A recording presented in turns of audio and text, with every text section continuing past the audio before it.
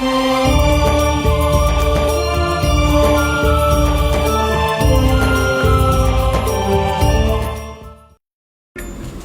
परमात्मा कहते हैं, जोग जीत कह सुनो अन्यायी, काटो फंद जीव ले जाऊं, और जेतिक फंदे तुम रचो विचारी, तत्व ज्ञान से सभी बिडारी।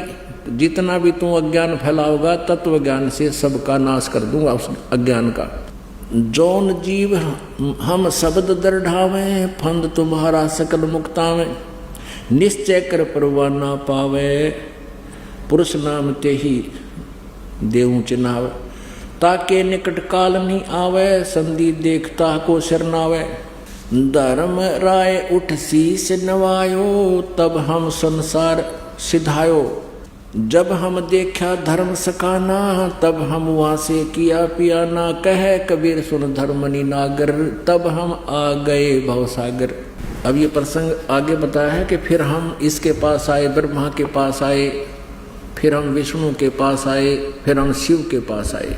लेकिन काल के अज्ञान के कारण, काल प्रभाव से इन्होंने हमारी बात को सुना अवश्य, लेकिन स्वीकारा नहीं।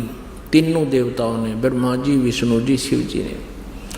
कबीर साहब कहते हैं, हम बैरागी ब्रह्मपद सन्यासी महादेव, सो हम मंत्र दिया शिव जी को, वो करे हमारी सेव। परमात्मा कहते हैं, ब्रह्मा को भी हमने ही बताया था कि इस ओम मंत्र का जाप कर तू, क्योंकि ये भी मालिक के बच्चे हैं। परमात्मा ने तो अपने सारे बच्चे एक जैसे होते हैं। और विष्णु जी को भी परमात्मा ने हरियम नाम दिया था, जिसका वो स्वयं भी जाप करते हैं। लक्ष्मी जी भी इसका जाप करती हैं। इसलिए दिया था कि इनकी थोड़ी बहुत बैटरी चार्ज होती रहेगी। और शिव जी को परमात्मा ने ये सोहम मंत्र दिया था।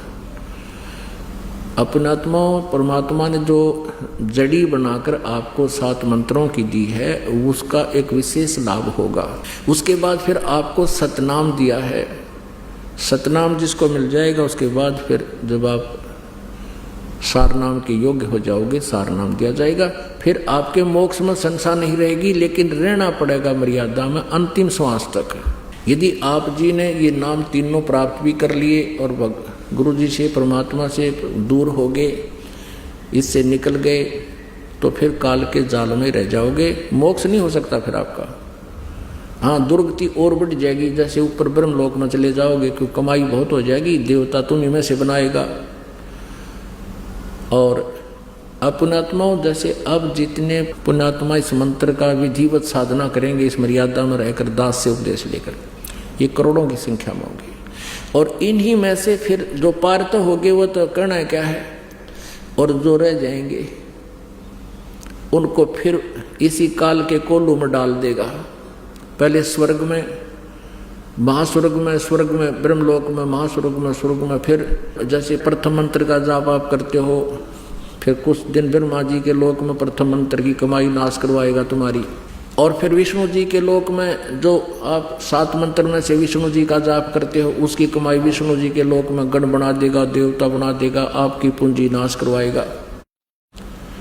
फिर शिव जी का जो जाप आप करते हो 7 मंत्रों में, प्रथम मंत्र में जो एक नाम है, उसकी कमाई शिवलोक के अंदर आपकी बर्बाद करवा देगा। उसके बाद सतनाम में जो प्रथम मंत्र ओम है, उसकी ब्रह्मलोक के अंदर वहाँ देवता बना देगा। वहाँ नकली सतलोक, अलखलोक, अगमलोक, अनामी लोक भी बना रखे हैं इसने, और वहाँ ओम नाम के मंत्र की कमाई वहाँ नाश करवा देगा।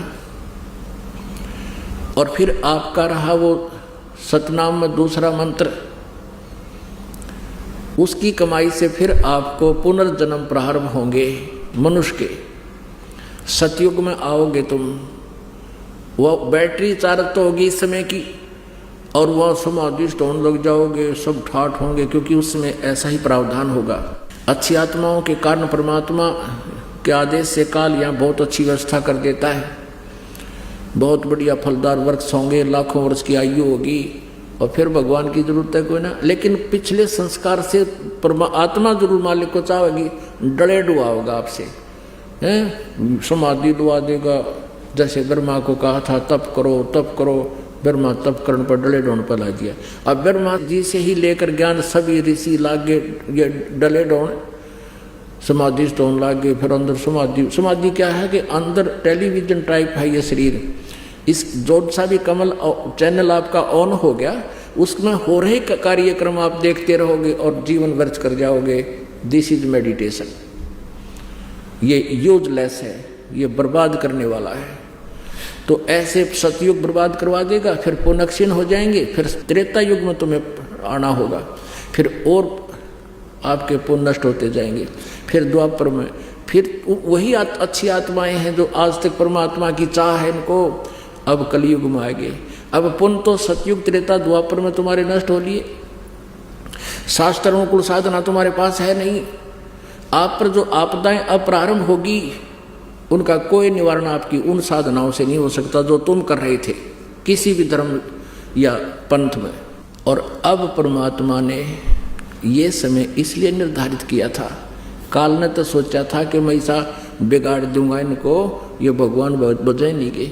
मालिक को पता था कि ये मेरा कलयुग में ठहावेंगे, बीच में ये मेरी नहीं सुनेंगे। आते रहे प्रभु, अपना ज्ञान देते रहे, क्योंकि उनका नियम है। वो जैसे बच्चे बिगड़ जाते हैं किसी बाप के, वो पीछे पीछे फिरता रहता है, वो बेशक ना मानो उसकी बात नहीं। उसको मालूम है कभी इनकी देह टूटेगी जब मानेंगे।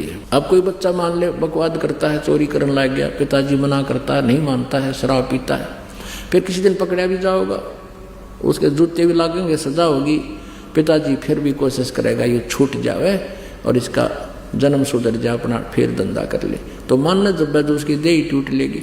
तो अब हमारी देह टूट ली। अब कलयुग में हम आ लिए, सब पर आपदाएं आ रही हैं। पिछले पुण्य रहे को ना, जो साधना हम कर रहे हैं वो शास्त्र विरुद्ध है, उसका कोई लाभ नहीं। तो अब हम परमात्मा के ठहराएंगे, यानी अब हमें मिलेगा भगवान। और इसलिए दाता ने ये समय दिया था कि ले तू कर ले जो तने करना है। और जब कलयुग आओगा, जब मैं आप देख लूँगा। अब इसने चाल चाली थी कि पहले अपने दूत भेज कर भ्रमित करवा दूंगा।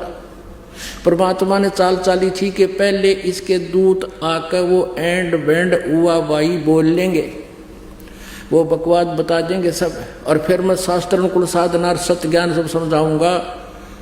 ये पुण्यात्मा शिक्षित होंगी, सदग्रंथों को देखकर उन अज्ञानियों से अपने आप भाग आऊंगी मेरे पास। और ज्ञान सब ज्ञानड़ी, कबीर ज्ञान सो ज्ञान, जैसे घोड़ा तोब का इब करता चले मैदान। अब परमात्मा का विज्ञान मैदान करेगा और सबका अज्ञान अंधेरा हट जाएगा और सभी पुण्यात्माएं परमात्मा के पास आएंगी। जिन सुखों को आप ढूंढ रहे हो यहाँ आपको फ्री में मिलेंगे। आपकी आपदाएं टलेंगी, आपके प्रारब्ध के पाप नाश होकर के आपके पुण्य प्रफलित होंगे और आपको भगवान मिलेगा। बोलो सतगुरुदेव।